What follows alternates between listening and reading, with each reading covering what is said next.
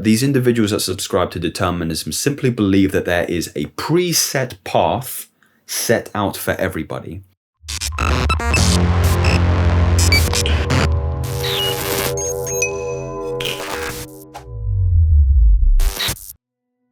You have to understand, most of these people are not ready to be unplugged, and many of them are so inured, so hopelessly dependent on the system that they will fight to protect it.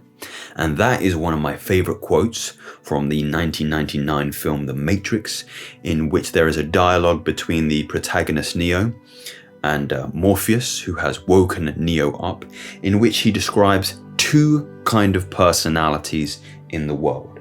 You may have heard this term being red-pilled before and being blue-pilled, which is simply the distinction between those who are awake, who have opened their eyes to the truth, the uncomfortable truth, but the truth despite it, and those who are more blue-pilled, those who are ignorant, those who have pulled the world over their eyes to blind them from the truth, so to speak, and are more content with again, ignorance, burying themselves in the sand.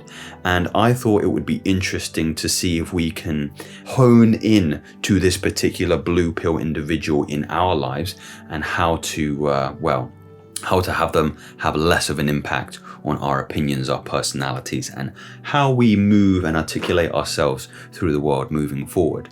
So this core distinction is really, I believe, the belief system of free will, which is more red pill, and determinism, which is blue pill. Now, let's first describe this principle of determinism. These individuals that subscribe to determinism simply believe that there is a preset path set out for everybody. There are overarching structures that we can have no influence, no bearing upon. And it is futile, it is folly to try and fight this particular system. And these individuals will be spouting some kind of rhetoric that follows the lines of, if you're a short man, you're 5'5", then there is no point in improving yourself, for women only value men 6'4" and above. And there is no utility in trying to improve yourself in the gym, get stronger, work on your finances, because there has been a overarching system placed to keep you oppressed, to keep you suppressed. And that is just your karma. That is just how you live, that you can have no free will and exert your own individual aspirations onto the world. Be very, very cynical and distrusting of those people, because they are equally cynical and distrusting of the world. They would rather bury their head in the sand, plug their ears, scream until they're blue in the face, than hear from you more open and truth-seeing red pillars that the world is yours to create. One of the key premises of the movie The Matrix, which I highly encourage you to watch again from this perspective, is this idea that you are the script to your own story, that you hold the pen to create whatever you would like to see fit. And despite your height, despite any kind of overarching structures where you could have no influence, such as your socio-economic background, or your race, or your religion, your culture, your creed, your genetics, that these things will have no bearing on the path that you set out to achieve for yourself. Therefore, it is important as a man that you adopt some kind of self-reflective practices, that you psychoanalyze yourself. Ask yourself the question, what thought forms, what thought patterns constantly berate my inner dialogue? And then, are they of a red pill disposition or free will, that reality can be mine to define and mine to control and mine to be the architect of? Or are you of that blue pill disposition, that there are these structures that are constantly oppressing and suppressing me, and therefore there is no point to better my own life?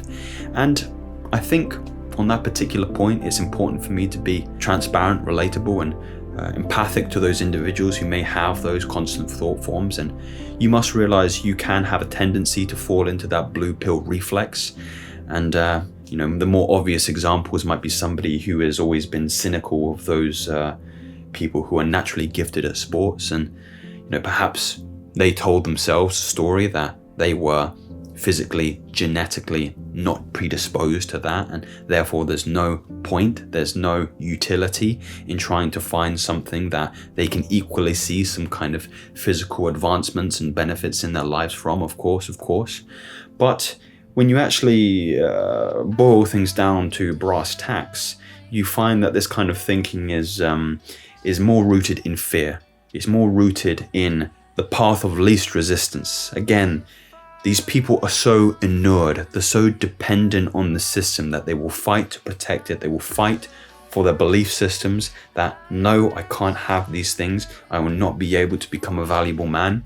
And therefore, any attempt on my part to actually go through some pain, such as lifting weights, such as further education, such as, paying for a course or trying to further the development of the self, is not congruent with that belief system, and it will fall on deaf ears. And that, again, it is folly, it is futile, it is not worth pursuing.